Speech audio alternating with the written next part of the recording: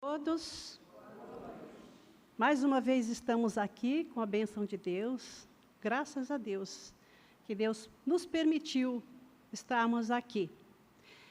E antes de começarmos na nossa fala de hoje, eu quero agradecer infinitamente a providência divina que me fez estar aqui hoje, vencendo todos os obstáculos, vencendo aqueles inimigos interiores que todos nós carregamos. Venci alguns deles hoje, para estar aqui. E quero agradecer também ao Will, que me ajuda muito. O Will, um amigo muito dedicado, que faz o impossível para ajudar em tudo que eu preciso. Muito obrigada, Will. Para quem não sabe, é o Sérgio. Obrigada a todos vocês por estar aqui.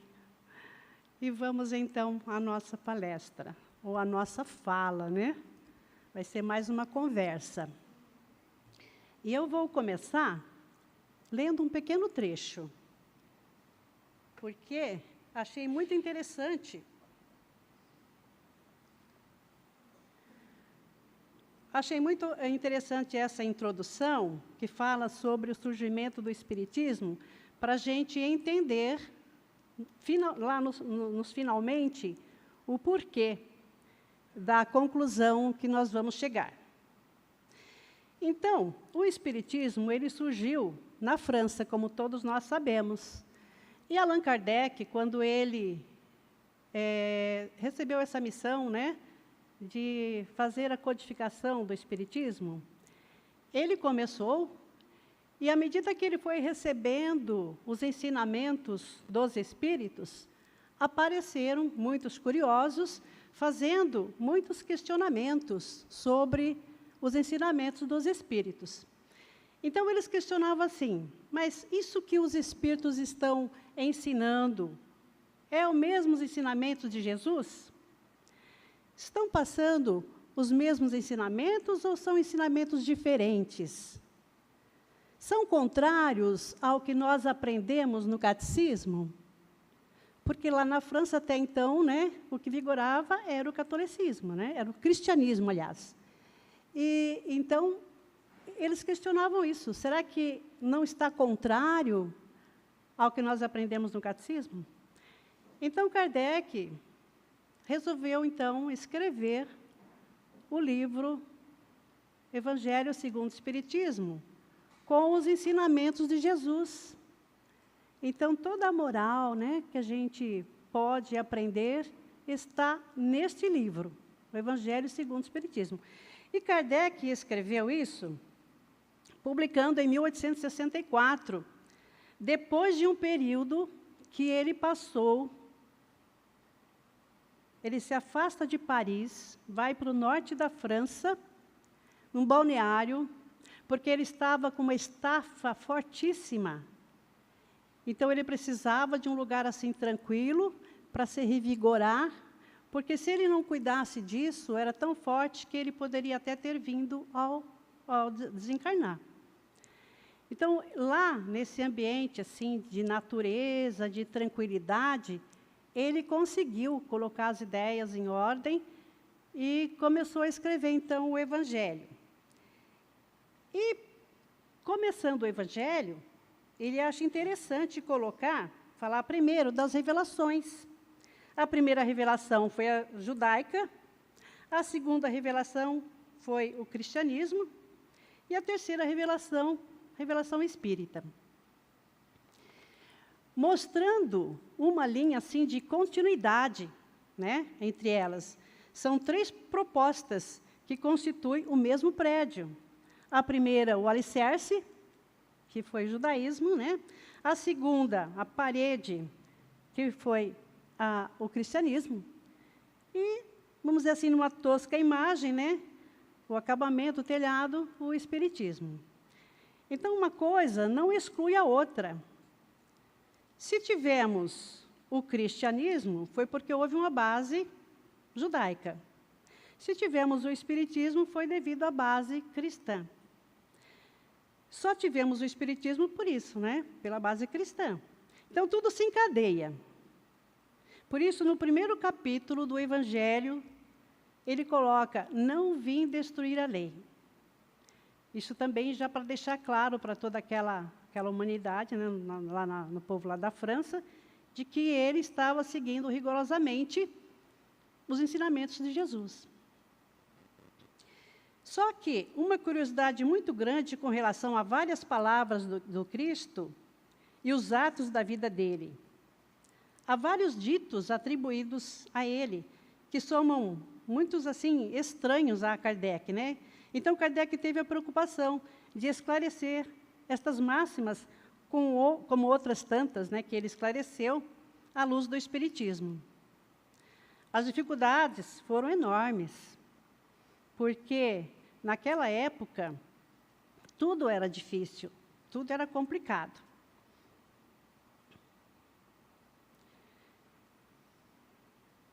Então, nós começamos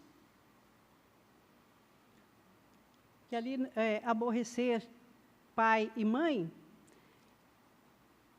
é um trecho do Evangelho de Lucas, né? Que diz assim, e muita gente ia com ele, e voltando Jesus para todos, lhes disse, se alguém vem a mim e não aborrece seu pai e sua mãe, e mulher, e filhos, e irmãos, e ainda a sua mesma vida, não pode ser meu discípulo. E o que não leva a sua cruz e vem em meu seguimento, não pode ser meu discípulo. Assim, pois, qualquer de vós que não dá de mão a tudo que possui, não pode ser meu discípulo. Lucas, capítulo 14, versículo 25 a 27 e 33. Então, assim, à primeira vista, fica estranho, né? Fica difícil a gente compreender isso. E naquela época, nós sabemos que Kardec enfrentou várias dificuldades. Primeiro porque, de acordo com os estudos históricos de Jesus, os primeiros evangelhos só apareceram 40 anos depois da morte de Jesus. Olha a dificuldade. Haviam coisas escritas, mas não estava em forma de evangelho. Evangelho mesmo foi só 40 anos depois. E a língua e os costumes eram diferentes.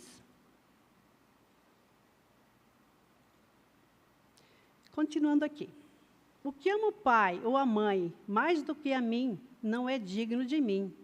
E o que ama o filho ou a filha mais do que a mim, não é digno de mim. Evangelho de Mateus, capítulo 10, versículo 37. Muito forte isso, né?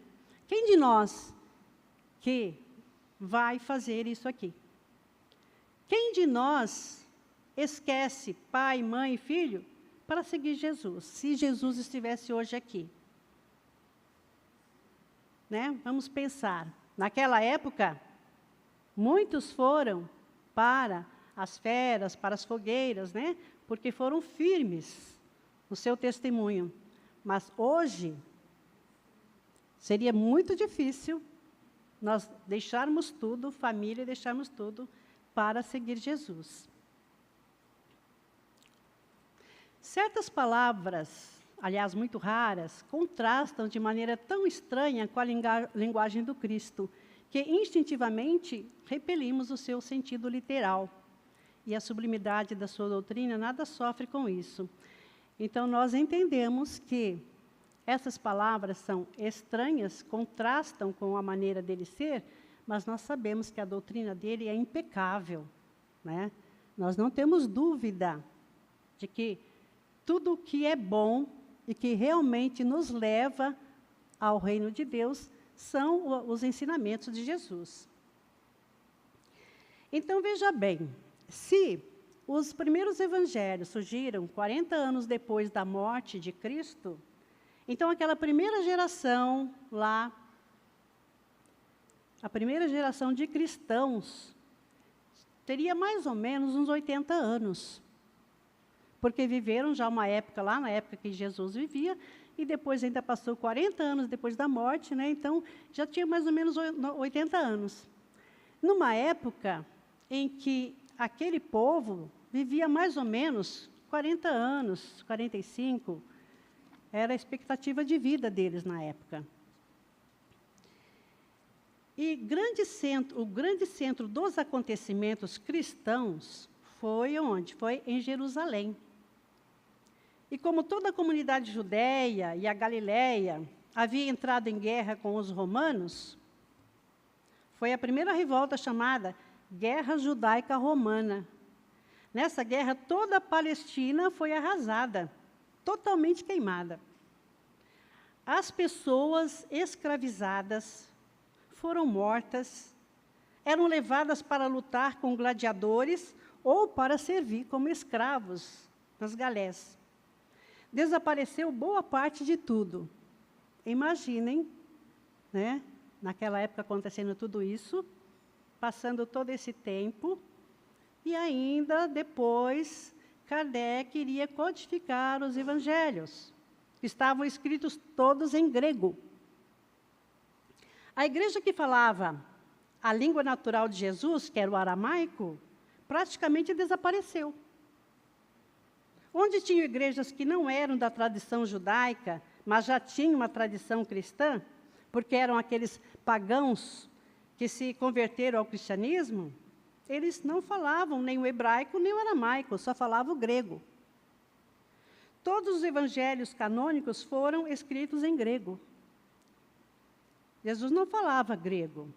As palavras de Jesus, naquela época, nós sabemos, conforme a gente vê nos evangelhos e por todas as parábolas que Jesus conta, que ele falava para os campesinos da Galileia. Era uma linguagem muito simples, né? Inclusive, o dialeto aramaico da Galileia era muito próprio, ele tinha assim, um sotaque diferenciado. Não é o dialeto falado na Judéia. Então, quando se faz uma tradução, 40 anos depois de escritas, e ainda tem que traduzir para outra cultura, para outro idioma, muita coisa se perde nesse caminho, né? Muita coisa nós vamos achar realmente estranhas. Escritas depois de sua morte, desde que nenhum evangelho foi escrito durante a sua vida, podemos supor que, nesses casos, o fundo do seu pensamento não foi bem traduzido. É o que nos leva a pensar, né? Que houve aí alguma coisa não muito bem, não contada exatamente como aconteceu.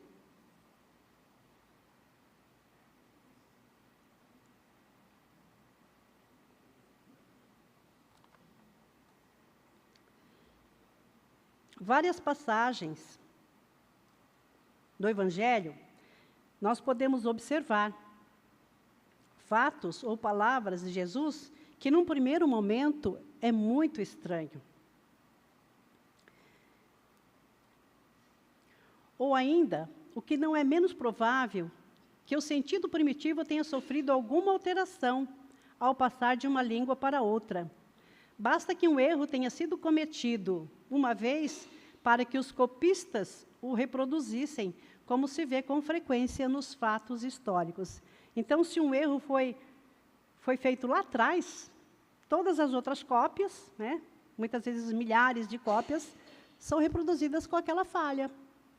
Isso pode ter acontecido também, né, nesse caso. E um outro exemplo aqui, analisando os fatos dos evangelhos,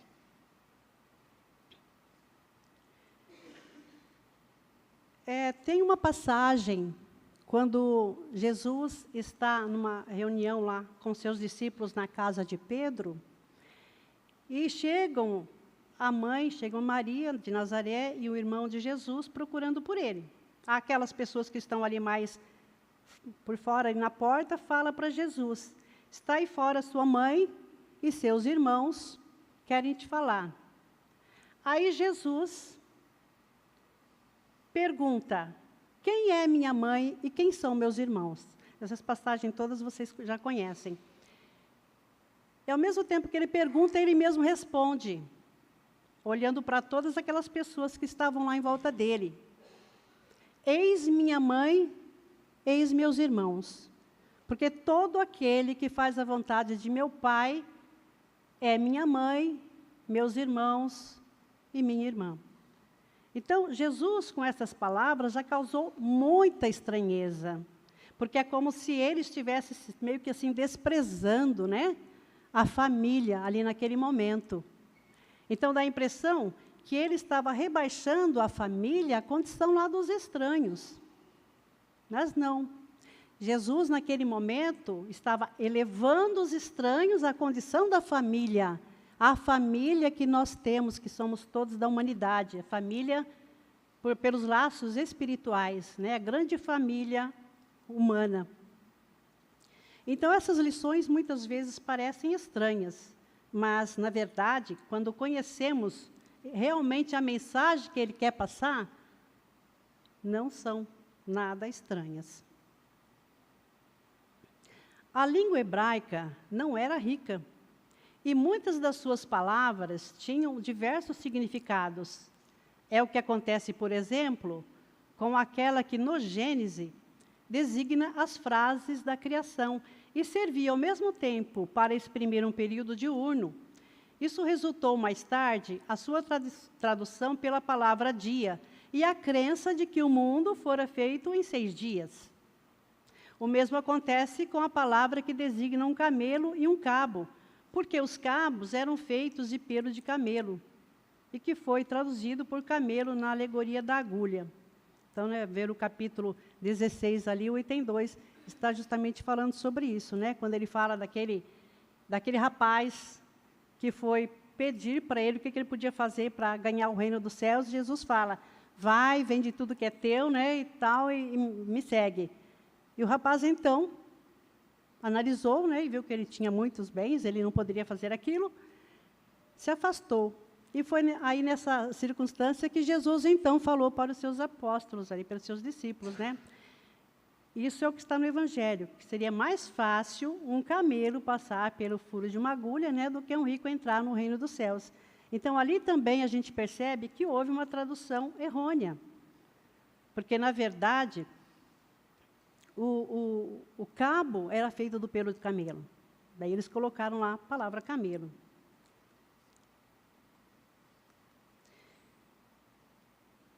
É necessário ainda considerar os costumes e as características dos povos que influem na natureza particular das línguas.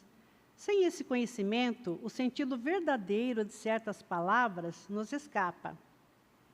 Então, quando Jesus fala daquela forma, ele falou lá, né, quem é minha mãe e meus irmãos, o que ele estava querendo dizer? Ele queria dizer que somos todos de uma grande família humana, né? E que nós não devemos nos apegar tanto às coisas da matéria. Porque quando nós não nos apegamos tanto, quando a gente tem essa renúncia, primeiro porque nós não vamos sofrer tanto. Depois porque a gente vai valorizar o que realmente importa. Porque nós, como somos seres espirituais, nós devemos valorizar os valores espirituais. Não somente o que a gente vê aqui, o que a gente sente aqui nesta vida. Somos apegados a pessoas como se fosse assim uma coisa nossa, né? E aqui ele valoriza a vida, e não é só essa vida, mas a vida depois do túmulo. Devemos entender que não é o laço consanguíneo que faz a afeição, que faz a gente reconhecer como sendo família, né? Devemos valorizar aquele ser que é o nosso Pai, que é o Criador, que cuida de nós, que cuida de cada um de seus filhos. Por quê? Porque a vida não acaba aqui. É preciso renunciar a nós mesmos. E como ele diz lá, pegar a sua cruz, então é pegar a cruz e seguir Jesus. Isso a gente tem que fazer todos os dias. Não é só a gente querer juntar aí os problemas da vida inteira, né? Se a gente fala, mas eu tenho um monte de problema, não tem como. Não, é todos os dias a gente pega a cruz e a gente segue da maneira que a gente consegue. A gente vai cumprindo com a nossa responsabilidade, com os nossos deveres, mas também não podemos nos esquecer de seguir o caminho que Jesus nos ensinou.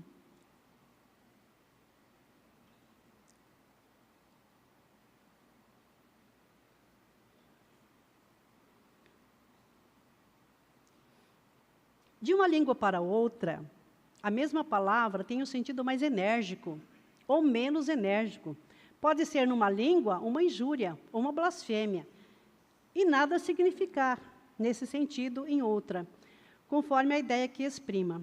Numa mesma língua, as palavras mudam de significação com o passar dos séculos. E nós sabemos que não é só assim a questão de uma nação para outra, até mesmo no nosso Brasil, né, que tem várias regiões, nós sabemos que muitas palavras aqui no Brasil mesmo, quanta confusão que às vezes causa, não é? Quando eu estava lendo isso aqui, eu me lembrei de quando eu fui morar em Foz do Iguaçu. Chegando lá, a minha vizinha ela era gaúcha e falava assim, era um dialeto lá diferente dos gaúchos. E um dia ela me chamou lá no portão e falou assim: vizinha, tu não vais fazer o rancho?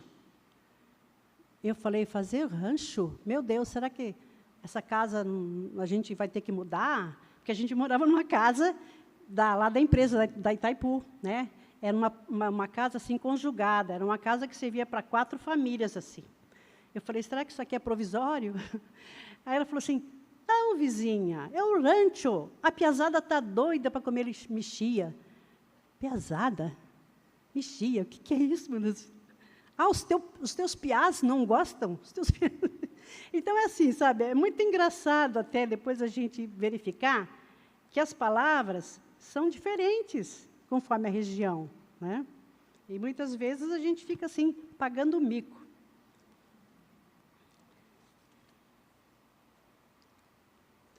É por isso que uma tradução rigorosamente literal nem sempre exprime perfeitamente o pensamento. E para ser exata, às vezes faz-se por vezes necessário empregar não os termos correspondentes, mas outras equivalentes ou circunlóquios explicativos. Então, esses circunlóquios explicativos seria assim: você vai dando aquelas voltas para chegar naquela palavra, né? Vai explicando de outra forma para poder falar a mesma coisa. Estas observações aplicam-se especialmente às interpretações das Santas Escrituras, e, em particular, dos Evangelhos. Porque nós sabemos que a maior dificuldade, realmente, foi escrever os Evangelhos, pelo tempo que passou, pela cultura que já não é a mesma, né? Pelo lugar onde Jesus viveu, é tudo diferente.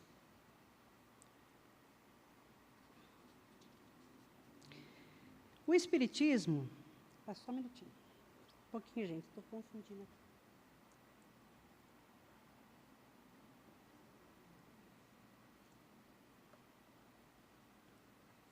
Desculpa estar tomando tanta água, é que a minha boca está seca mesmo. Não é problema da palestra. Eu estou com um probleminha de garganta mesmo. Então, pensando em tudo isso, pensando no Evangelho de Jesus, pensando na proposta de Jesus, qual foi a proposta de Jesus quando ele veio, quando ele se reencarnou aqui entre nós? Jesus anuncia a intervenção de Deus no mundo. Ele chama essa intervenção de reino de Deus, ou reinado de Deus. Se Deus age no mundo, e Deus é a força, né, que a gente sabe, soberana, criadora, e sustenta o universo, todo chamamento de Deus tem prioridade, não é assim? Deus é maior. Deus é o Pai, é o Criador. Seguir o reino de Deus é mais importante do que você seguir determinações de qualquer autoridade humana. Na época da Galileia, né, a autoridade era Herodes Antipas, e na Judéia os sacerdotes, né? Pilatos lá, que era prefeito romano. É mais importante do que o amor que você tem pelo seu pai, pela sua mãe, pelos seus filhos, pela sua esposa, pelo seu marido. Deus é mais importante do que tudo. Até se, vamos supor que que Jesus venha novamente aqui, hoje, ele vai ser crucificado do mesmo jeito. Por quê? Porque a nossa prioridade não é Deus. Nossa prioridade não é, como não era naquele tempo. Por isso que as autoridades mandaram crucificar Jesus. Por quê? Se aquele povo mudasse a mentalidade do jeito que Jesus estava pretendendo, eles iam perder coisas materiais, que eram mais importantes para eles. E, de uma certa forma, para nós aqui também, que nós perdemos. A gente já fica logo com medo de perder a afeição. Nós ainda não estamos naquele patamar de valorizar mais a vida espiritual. E de onde foi que Jesus tirou isso, né? Esse amor, essa abnegação, né? de largar tudo por Deus? Da Torá. Porque Jesus era judeu. E no judaísmo, eles seguiam esse livro sagrado. Torá era o livro sagrado do judaísmo. Jesus era judeu, e um bom judeu, como bom judeu, ele olhava a Torá como a palavra ditada por Deus a Moisés. E Moisés escreveu na pedra. E na pedra você não passa borracha. Isso é lei para o judaísmo. Qual é o primeiro e principal mandamento da Torá? Amarás ao Senhor teu Deus de todo o teu coração, de toda a tua alma, de todo o teu pensamento. Deus tem prioridade sobre tudo. Deus tem prioridade sobre a tua vida. Se a tua vida corre um risco por causa da palavra de Deus, você tem que entregar a sua vida para os leões, para os circos, para a fogueira, mas você tem que honrar a palavra de Deus. Era assim lá naquela época. Era a lei judaica, né? Então, odiar pai e mãe não é no sentido... Jesus conhecia isso, então ele não estava falando nesse sentido de ter raiva, de ter, né, rancor, alguma coisa dos pais, não. É porque tinha que dar prioridade para Deus. Nós tínhamos que ter na cabeça esse pensamento, que o mais importante era Deus. A sociedade onde Jesus viveu, que era uma sociedade rural, patriarcal, tinha na família o esteio da pessoa. Quando uma pessoa era expulso da família, né, se você fosse expulso da família, você estava totalmente sem apoio. A família era tudo lá. Você era um pária, ficava assim, né, afastado da sociedade. Num sistema de honra e vergonha, era o sistema que eles viviam na época. Honra e vergonha. A palavra era tudo. Hoje, nas grandes metrópoles, né, isso aí nem imaginar. Mas naquela época, lá em Jerusalém, que era uma cidadezinha pequena de 400 pessoas, né, vivendo tudo ali naquele lugarejo, isso aí era lei. Eles não sabiam ler, não sabiam escrever. A palavra valia para tudo. E nas pequenas aldeias, onde as pessoas tinham essa dificuldade, se eles iam se casar, era a palavra que valia. Se vendia alguma coisa, era a palavra. Qualquer contrato, a palavra era determinante ali. Como a pessoa confiava? Confiava porque era um sistema de honra e vergonha. Isso aí para eles não era problema. Eles tinham simplesmente que cumprir, honrar a palavra. Então, você dizer que odeia seu pai e sua mãe, numa sociedade desta, você vai contra um dos maiores mandamentos que nós temos em toda a versão judaica cristã, que, inclusive, quando descumprido, quando alguém descumpre esse mandamento de honrar pai e mãe lá, a pena lá da Torá é o apedrejamento até a morte. Honra teu pai e a tua mãe, diz um dos mandamentos, se quiseres ter longos dias sobre a terra. Então, como entender Jesus, que fala numa área rural, que fala para um sistema de honra e vergonha, né? Isso é o que define o caráter social lá. Honra e vergonha é o que define o caráter social lá. Até em Nazaré, que era uma cidadezinha pequenininha, ali muito mais forte ainda estava esse sentimento aí, esse costume de honra e vergonha. Então, para entender esse odiar pai e mãe, temos que recorrer ao grego. E foi o que Kardec fez. Kardec, quase no final deste capítulo, ele pede ajuda para um amigo dele, o senhor Pesani, que entendia o grego. E aí ele traduziu a palavra misel, que significa não odiar, mas significa amar menos. Então, se você agora colocar o termo amar menos, aí já é mais aceitável. Aí tudo bem. Mas não odiar pai e mãe. É amar menos o pai, amar menos a mãe, o irmão.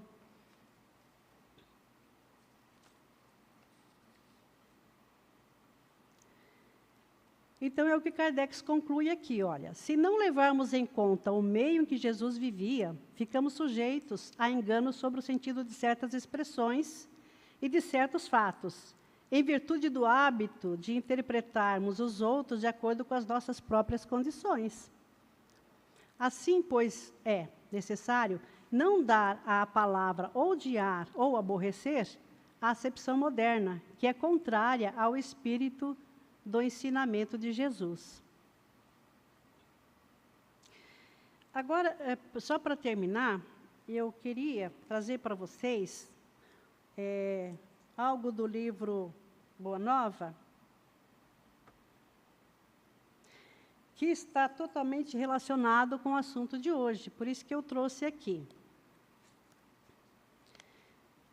O livro Boa Nova foi psicografado por Chico Xavier, mas é do irmão X,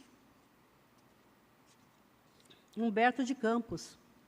E tem um capítulo aqui que é maravilhoso. Eu vou ler só um trechinho, tá? Só porque é relacionado com o nosso assunto aqui hoje. Não fiquem preocupados, porque não vai demorar. Ó, tem uma passagem do Evangelho que Jesus, acho que foi a primeira vez que Jesus se manifestou lá em público, naquela festa, lá no casamento, e que ele aumentou lá a quantidade de vinho, faltou vinho, ele providenciou que aumentasse para servir os amigos. E depois, então, Pedro questiona Jesus sobre isso. Por quê? Porque seria como assim, como seria incentivar um vício, a bebedeira. E Jesus explica a alegria de se ajudar um amigo. E ele explica aqui no começo do capítulo, mas eu não vou ler tudo, para não tomar muito tempo. Mas aqui ele fala, só tem uma frase aqui que eu gostaria de falar. Nas bodas de Canaã. Como deveremos, aqui Pedro questiona, Pedro, manifestando a estranheza que aquelas advertências lhe causavam, interpelou ainda o mestre com certa timidez. E como deveremos proceder quando os amigos não nos entendem ou quando nos retribuem com ingratidão? Jesus pôs nele o olhar lúcido e respondeu: Pedro, o amor verdadeiro e sincero nunca espera recompensa. Então, aqui nesse pedaço, Jesus valoriza muito a amizade. Quando Pedro pergunta assim: Senhor, em face dos vossos ensinamentos, como deveremos interpretar a vossa primeira manifestação, transformando a água em vinho nas bodas de Canaã? Não se tratava de uma festa mundana? O vinho não iria cooperar para o desenvolvimento da embriaguez e da gula? E aí, Jesus compreendeu o alcance da interpelação e sorriu. Simão, disse ele, conheces a alegria de servir a um amigo? E aí Jesus explica a alegria de servir um amigo. Muito bem. Depois, continuando os ensinamentos, Jesus vem falar justamente desse assunto que nós estamos tratando aqui hoje. Muito tempo depois, ainda não decorreram muito tempo sobre esta conversação, quando o mestre, em seus ensinos, deixou perceber que todos os homens que não estivessem decididos a colocar o reino de Deus acima de pais, mães e irmãos terrestres, não podiam ser seus discípulos. Então, nessa mesma lição, lá nesse mesmo dia, Jesus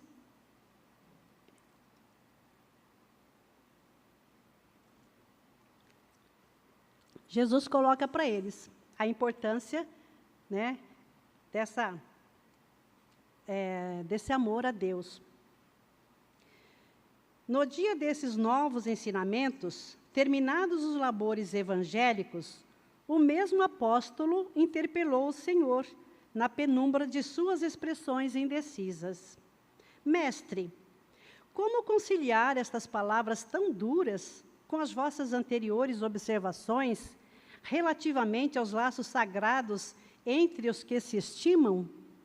Então, Jesus tinha falado lá atrás dos laços de amigos, né? Que era importante. Laços das pessoas que se estimam. E aqui ele está dizendo para a gente, né? Deixar pai e mãe.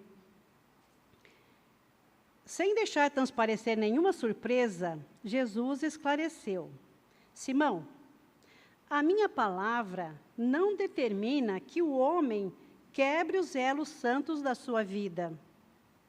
Antes, exalta os que tiveram a verdadeira fé para colocar o poder de Deus acima de todas as coisas e de todos os seres da criação infinita. Não constitui o amor dos pais uma lembrança da bondade permanente de Deus? Não representa o afeto dos filhos um suave perfume do coração? Tenho dado aos meus discípulos o título de amigos, por ser o maior de todos.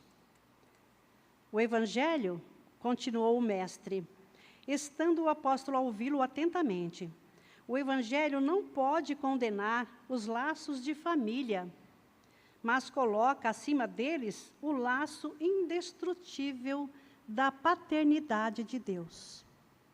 Então, veja bem, não é odiar pai e mãe, é colocar Deus acima dos laços de família.